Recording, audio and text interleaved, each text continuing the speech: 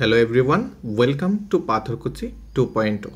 আপনাদের সকলকে পাথরকুচি 2.0 এর পক্ষ থেকে স্বাগতম জানাচ্ছি। প্রিভিয়াস ভিডিওতে আমরা যে ক্লাসটা কমপ্লিট করেছিলাম সেটা হচ্ছে আমাদের ডিভিশন ক্লাসটা। তো ডিভিশনের সঙ্গে রিলেট করে আমরা যে নট কমপ্লিটেড সিরিজের মধ্যে মাল্টিপ্লিকেশন অর্থাৎ গুণের কাজটা আজকে করব। অ্যাভয়েড দ্য এক্সট্রা সাউন্ড, আপনারা যে এক্সট্রা সাউন্ডগুলো শুনছেন সেগুলো অ্যাভয়েড করুন। চলুন আমরা ক্লাসের দিকে চলে যাচ্ছি। আমি রেসপন্সিবিলিটি নিয়েছি যে আমাদের ম্যাথ সিরিজটা টোটালি কমপ্লিট করব এখানে, এবং এই ক্লাস দিয়েই আপনার এনাফ হয়ে যাবে জেআরবিটি গ্রুপ ডি এর ম্যাথের জন্য। সুতরাং আপনারা ক্লাসগুলো মনোযোগ দিয়ে করবেন। আজকের ক্লাসে যদি আমরা দেখি, ক্লাস নাম্বার হচ্ছে কত? Class number 6। ক্লাস নাম্বার 6-এর মধ্যে আমরা করতে যাচ্ছি মাল্টিপ্লিকেশনের যে অঙ্কগুলো রয়েছে সেগুলো করব। মাল্টিপ্লিকেশন মানে গুণ। গুণের মধ্যে আমরা মূলত রেজাল্টে বেশি দেখি, বেশি আনতে হবে। যেমন 5 × 3 অর্থাৎ 5-এর 3 টাইম রিপিটেশনই হচ্ছে 5 × 3 অর্থাৎ রেজাল্ট হচ্ছে 15। যোগটাকে বারবার না লিখে সেটা সংক্ষেপীকরণে হচ্ছে আসলে গুণ। এই বেসিক নলেজটা আপনাদের সকলেরই জানার মধ্যে রয়েছে, সেটা আমি আশা করতে পারি। চলুন আমরা স্লাইডের দিকে চলে যাচ্ছি। আমাদের প্রথম অঙ্কটা যেটা বলেছে ইন্টারেস্টিং অঙ্ক। বেসিক অঙ্কগুলো আপনারা বাড়িতে করে নেবেন। যেসব অঙ্কগুলো আমাদের আসতে পারে বা যেগুলোর দিকে এক্সট্রা ফোকাস দিতে হতে পারে আমাদের, কিন্তু একটু টাফ ক্যাটাগরির অঙ্ক, সেগুলো আমরা করব এই ক্লাসের মধ্যে। এবং বেসিক 2 অঙ্কের 3 অঙ্কের যে গুণগুলো রয়েছে, 1 অঙ্কের গুণ তো আসবে না, 2, 3, 4, 5 যে গুণগুলো রয়েছে সেগুলো আপনারা বাড়িতে কমপ্লিট করে নেবেন। তো 1 নম্বর প্রশ্নের মধ্যে আমাদের লেখা হয়েছে দুটি সংখ্যার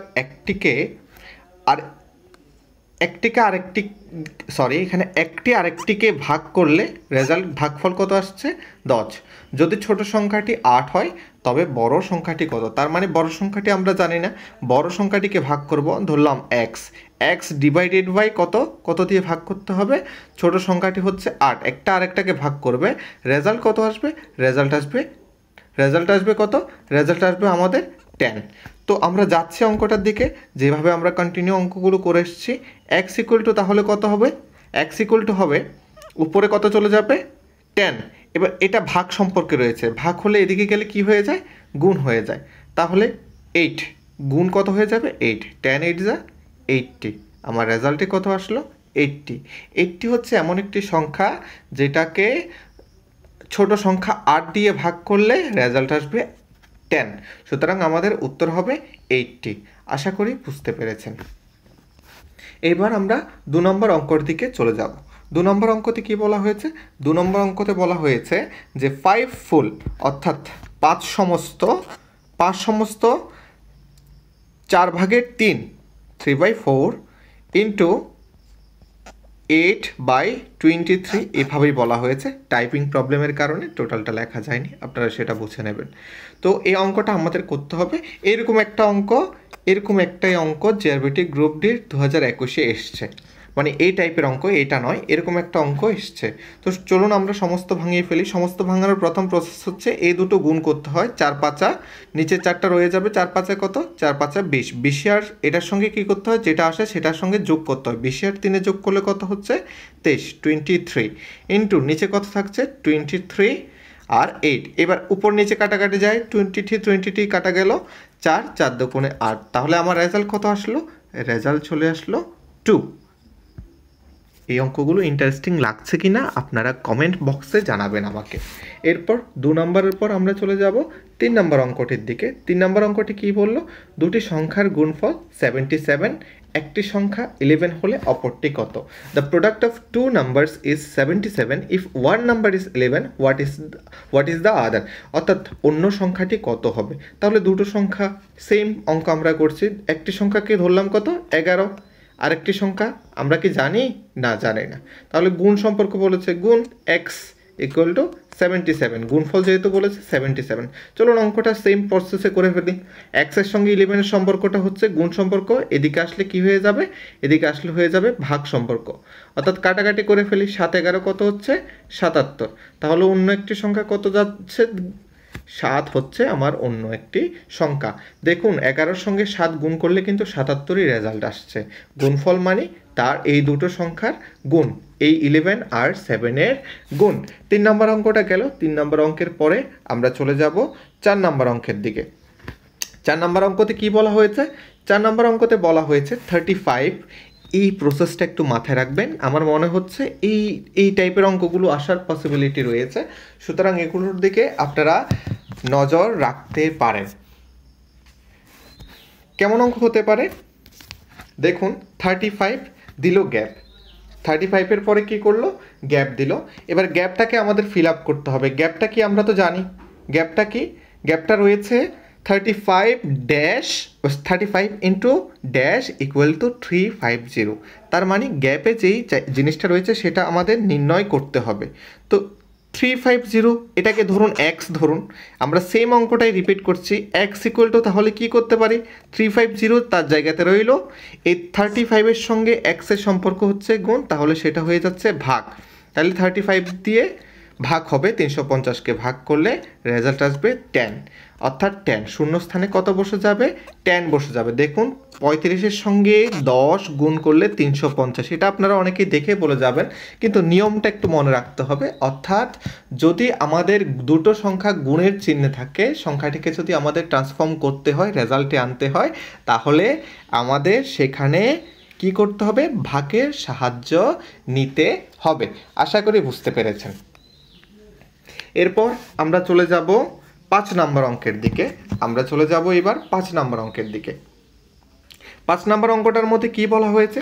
5 নম্বর অঙ্কটার মধ্যে বলা হয়েছে যে 40টি কলমের দাম 80 টাকা হলে এরকম 60টি কলমের দাম কত হবে যদি দোকানদার সঠিক দাম রাখে? If the price of 40 pence is 80 rupees, what will be the price of 60 such pens? এরকম ধরনের কলমের কি হবে? If the shopkeeper keeps the correct price. এখানে কারেকশন করে নেবেন, কারেকশন হচ্ছে টাকা নয়, রুপিসে হবে। আচ্ছা, এবার 40টি কলমের দাম যদি 80 টাকা হয়, এটা আমরা একটা ক্লাসে করেছিলাম, ইউনিটারি মেথডের যে ক্লাসটা রয়েছে সেটাতে আমরা করেছিলাম। যদি না করে থাকেন তাহলে প্লেলিস্ট বানিয়ে রেখেছে, সেটা দেখে তারপর পুরো প্লেলিস্টটা কমপ্লিট করে নিন। তাহলে 40টা কলমের দাম কত হচ্ছে? 40টার দাম হচ্ছে 80 টাকা। আমার যেটা বের করতে হবে সেটাকে সবসময় ডান দিকে রাখতে হবে। এটা লেফট সাইড, এটা রাইট সাইড। যেটা বের করতে হবে সেটাকে সবসময় ডান দিকে রাখতে হবে। আমাদের দাম কত বের করতে হবে, তাহলে রাইট সাইডে রাখলাম। তাহলে 40টি কলমের দাম যদি 80 টাকা হয়, একটি কলমের দাম কি জানি আমরা? না। তাহলে একটি কলমের দাম কত হবে? 40টি যদি 80 টাকা হয়, একটি কলমের দাম আরও কম হবে। কম মানে কি হয়ে যাবে? ভাগ হয়ে যাবে। 80 ডিভাইডেড বাই 40। এবার রইল কি? আমাদের 60 কলমের দাম বের করতে হবে। 60 কলমের দাম তাহলে কত হবে? আচ্ছা, একটি কলমের দাম যদি 80/40 হয়, তাহলে 60 কলমের দাম কি বেশি হবে না কম হবে? অবশ্যই বেশি হবে। একটি কলমের দাম যেটা রয়েছে 60টি কলমের দাম আরও বেশি হবে। তো বেশি হলে কি করতে হয়? ইউনিটারি মেথড পদ্ধতিতে আমরা জানি বেশি হলে গুণ করতে হয়। তো আমরা গুণ করে নিই। তাহলে 40কে কাটলে 2, 40কে কাটলে নয় 80কে 40 দিয়ে কাটলে 2 হচ্ছে। তাহলে 60 আর 2 গুণ করলে কত হচ্ছে? 120, অর্থাৎ 60টি কলমের দাম 120 টাকা। এরকম অঙ্ক আপনাদের জেআরবিটিতে আসতে পারে। আশা করি বুঝতে পেরেছেন 5 নাম্বার অঙ্কটি। 5 নাম্বারের পর আমরা চলে যাব 6 নাম্বার অঙ্কে। 6 নাম্বার অঙ্কটা কি বলেছে দেখুন। 6 নাম্বার অঙ্কটা বলেছে যে এককের ঘরের অঙ্কটি কত হবে? What will be the digit in the unit place. আচ্ছা, ইউনিট প্লেস অর্থাৎ এককের ঘরে কি হবে? আপনারা জানেন তো কনসেপ্টটা, একক, দশক, শতক, হাজার, অযুত, লক্ষ, নিযুত, কোটি। যদি না জেনে থাকেন তাহলে অবশ্যই জেনে থাকবেন। যেমন ধরুন লিখলাম 5, 2, 3, 7। এবার 7 হচ্ছে কি? একক। 3 হচ্ছে কি? দশক। 2 হচ্ছে শতক। 5 হচ্ছে হাজার। একক, দশক, শতক, হাজার, এরকম করে কন্টিনিউ হবে। আচ্ছা, এবার একটা বিষয় লক্ষ্য করুন, যদি ওনারা দিয়ে দেয় যে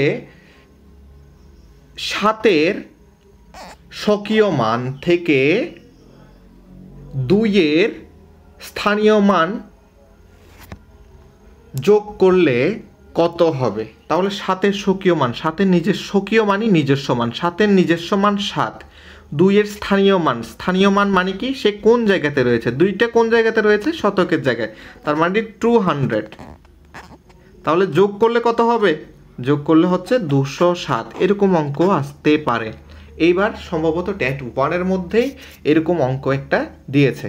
তো এইসব অঙ্কর দিকেও আমরা ফোকাস করব যখন যোগ বিয়োগে যাব তখন। এটা এক্সট্রা কনসেপ্ট আপনাদেরকে বলে রাখলাম। স্থানীয় মান এবং স্বকীয় মান বা প্রকৃত মান যেটাই বলে থাকেন সেটা হচ্ছে ওই নাম্বারের নিজস্ব ভ্যালু, আর স্থানীয় মান হচ্ছে প্লেস ভ্যালু, মানে যে পর্যায়ে রয়েছে সেটার ভ্যালু। যেমন 2-এর স্থানীয় মান একক, দশক, শতক। শতকের স্থানে রয়েছে 207 হয়ে যাচ্ছে।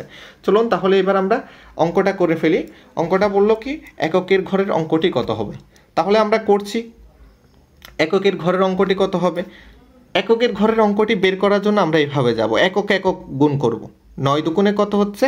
18। 18-র 8। এবার 8কে কত দিয়ে গুণ করবেন? 7 দিয়ে। 7 8 কত? 56। 56-র এককের ঘরে কত রয়েছে? 6। এবার 6-এর সঙ্গে কত গুণ হবে? 3 6 কত? 18। 18-র এককের ঘরে কত রয়েছে? 8। সুতরাং আমাদের উত্তর হবে 8। উল্টো দিক থেকে যাবেন না, সামনের দিক থেকে যাবেন, মানে এখান থেকে এখানে করে যাবেন। পেছনের অঙ্কের সঙ্গে যেটা রেজাল্ট আসছে, যে রেজাল্ট আসবে সেটার সঙ্গে এটা গুণ হবে, এরপরের যেটা রেজাল্ট আসবে সেটার সঙ্গে এই শেষটার গুণ হবে। এভাবেই করে আমাদের এককের ঘরের অঙ্কটা বের করতে হবে। যদি না বুঝে থাকেন তাহলে আমি আবার রিপিট করছি যে 2-এর সঙ্গে 9 গুণ করলে কত হচ্ছে? 18। 18-র মধ্যে আমরা রাখলাম 8কে। এবার 8-এর সঙ্গে এখানে এককের ঘরে কত রয়েছে? 7। 7 8 কত? 56 হয়। 7 8 হয় 56। 56 থেকে রাখলাম এককের ঘরে 6। এই 6কে আমরা কার সঙ্গে গুণ করব? 3-এর সঙ্গে গুণ করব। 3 6 কত? 3 6 হচ্ছে আমার 18। 18-র তাহলে এককের ঘরের অঙ্কটি কত? 8। সুতরাং আমার আনসার হয়ে যাবে 8। আশা করি বুঝতে পেরেছেন। এরপর আমরা চলে যাব 7 নাম্বার অঙ্কে। 7 নাম্বার অঙ্কটার মধ্যে এইসব অঙ্ক করার রিজন হচ্ছে নিয়মটা জেনে রাখা, যাতে পরীক্ষায় আসলে সমস্যার সম্মুখীন না হতে হয়। বেসিক ম্যাথগুলো, বেসিক গুণফলগুলো আপনারা নিজেরাই করে নিতে পারেন। এরকম অঙ্ক আসতে পারে, তারা অবশ্যই 5th স্ট্যান্ডার্ডে দিয়েছে, কিন্তু আপনারা দেখবেন প্রিভিয়াস ইয়ার কোয়েশ্চেনটা লক্ষ্য করে কীরকম লেভেলের করছে অঙ্কগুলো। 5 অঙ্কের বৃহত্তম সংখ্যাকে 2 অঙ্কের ক্ষুদ্রতম সংখ্যা দিয়ে গুণ করলে গুণফল কত হবে? What is the product of the largest 5-digit number multiplied by smallest 2-digit number? এবার বৃহত্তম এবং ক্ষুদ্রতম সংখ্যার কনসেপ্ট কি? বৃহত্তম সংখ্যার কনসেপ্ট হচ্ছে যা থাকবে একদম সবচাইতে ক্ষুদ্রতম সংখ্যা, সবচাইতে এককের ক্ষুদ্রতম সংখ্যা যদি জিজ্ঞেস করে, মানে আস্তে আস্তে যদি বের করা হয়, 2 অঙ্কের বৃহত্তম সংখ্যা হবে 9 2টি। 2 অঙ্কের ক্ষুদ্রতম সংখ্যা কত হবে? 10। 3 অঙ্কের বৃহত্তম সংখ্যা কত হবে? 3 অঙ্কের বৃহত্তম সংখ্যা হবে 9 3টি। 3 অঙ্কের ক্ষুদ্রতম সংখ্যা কত হবে? 100। এবার কিভাবে করবেন? মনে রাখবেন ক্ষুদ্রতম সংখ্যা বললে যত অঙ্ক বলবে একটা ঘর বাদ দিয়ে, মানে 1-এর জন্য রেখে বাকিটা করে দেবেন। যেমন বললো কথার কথা 5 অঙ্কের ক্ষুদ্রতম সংখ্যা কত? জানি কি আমরা 5টা ঘর হবে, তাহলে 5টা ঘরের জন্য 4টা ঘরকে আমরা ফিল আপ করবো, আর একটা ঘর খালি রেখে ওখানে 1 বসাবো, অর্থাৎ আমাদের উত্তর হয়ে যাবে তখন 10,000। তো এরকম করে এই অঙ্কটার দিকে আমরা লক্ষ্য রাখবো। 5 অঙ্কের বৃহত্তম সংখ্যাকে 2 অঙ্কের ক্ষুদ্রতম সংখ্যা দিয়ে গুণ করতে বলেছে।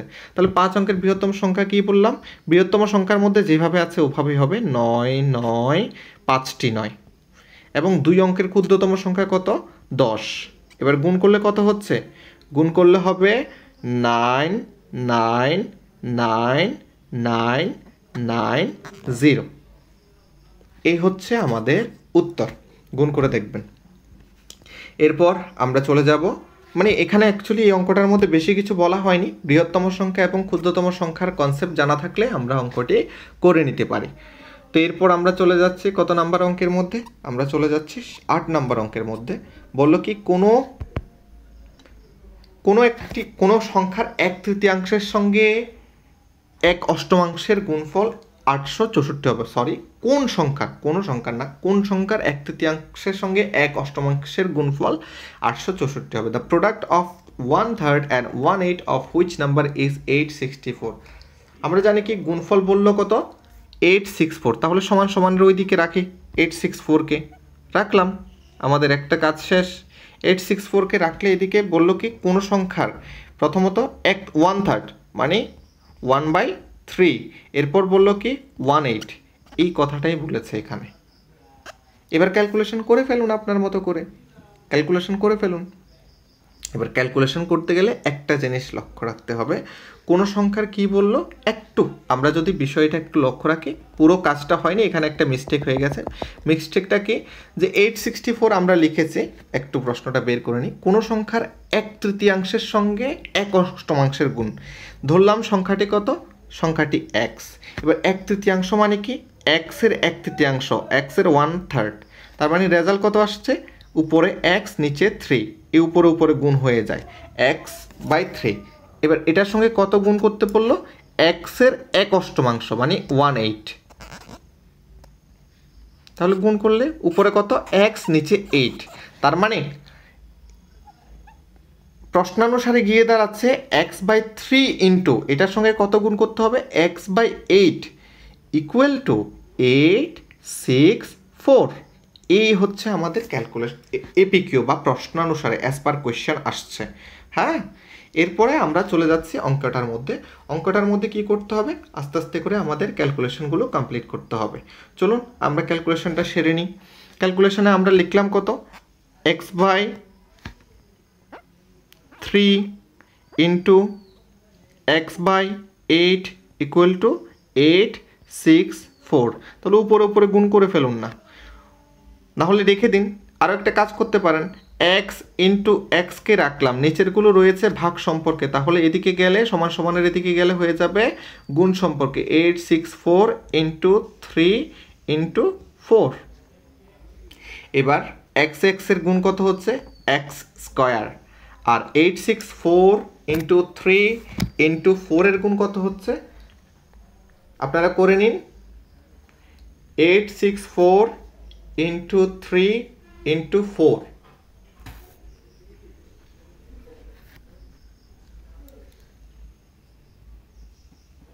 10,368 আসছে।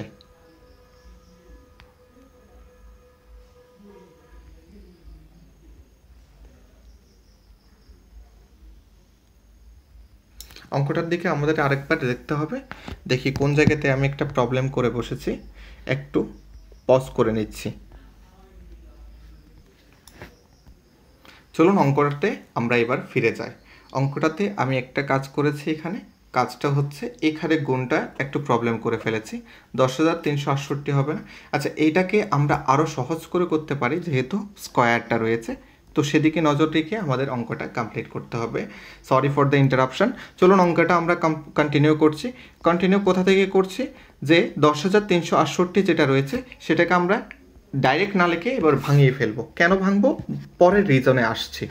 864কে আমরা ভাঙলে কত হচ্ছে দেখুন তো, 864কে আমরা যদি ভাঙতে থাকি তাহলে দেখবেন আমাদের হচ্ছে 3 ইন্টু 8কে আমরা লিখে দিলাম, আমি এখানে 4 লিখে ফেলেছি, এই হচ্ছে প্রবলেম। আমি এখানে 4 লিখে ফেলেছি, এখানে হবে 8। তাহলে ভাঙলে কত হচ্ছে, কিভাবে ভাঙবেন, তাহলে 864কে ভাঙতে থাকুন, 864কে ভাঙতে থাকুন, প্রথমে 2 দিয়ে ভাঙুন, 2 দিয়ে ভাঙলে কত হচ্ছে 4 দুগুণে 8, 3 দুগুণে 6, 2 দুগুণে 4, এরপর আবার 2 দিয়ে করুন, 2 দুগুণে 4, 16 দুগুণে 32, আবার করুন 2 দিয়ে, তাহলে কত আসছে 10, 8 দুগুণে 16, আবার 2 দিয়ে করুন, আবার 2 দিয়ে করলে কত আসছে 5 দুগুণে 10, 4 দুগুণে 8, আবার 2 দিয়ে করুন, 2 দিয়ে করলে কত আসছে 27। এবার 27কে কত দিয়ে করতে হবে, 3 দিয়ে করতে হবে, 27কে আমরা 3 দিয়ে করব, 3 নং 27, আবার 9কে 3 দিয়ে ভাঙবো, 3 তিরিকে 9। এই হচ্ছে আমাদের মোটামুটি পার্টটা আসবে। এই পার্টটার দিকে একটু লক্ষ্য রাখুন, এই পার্টটার দিকে আমরা একটু লক্ষ্য রাখি, দেখুন কত কত এসছে, 2 একটা, 2টো, 3টে 2, 4টে 2, 5টে 2, তারপর 5টে 2 এর পরে 3টা 3, এটা আমাদের একটু লিখতে হবে।